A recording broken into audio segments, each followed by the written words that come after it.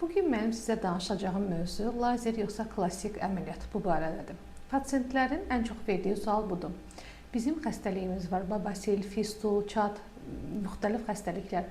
Lazer əməliyyatı uyğundur yoxsa açıq əməliyyat? Bu sual təbii ki, bizim istəyimizə bağlı deyil. Nə xəstənin, nə həkimin istəyinə bağlıdır. Bu xəstəliyin gedişatına bağlıdır. Əgər sizdə, məsələn, hemoroidi götürsək, birinci, ikinci dərəcə və yaxud bəzi hallarda üçüncü dərəcəli hemoroid varsa, burada artıq lazer əməliyyatı uyğundur. Lazer əməliyyatının üstün cəhətləri odur ki, xəstə 1 və ya maksimum 2 gün xəstəxanada qalır. Xəstənin əməliyyatdan sonraki ağrıları daha az olur.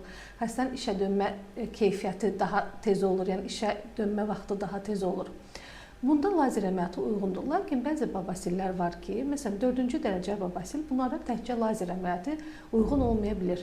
Və yaxud heç uyğun olmur. Bəzən də elə olur ki, biz lazer əməliyyatı ilə yanaşı açıq əməliyyatın ikisini bir yerdə kombinə olunmuş şəkildə icra edirik. Buna görə də xəstəni görmək mütləqdir.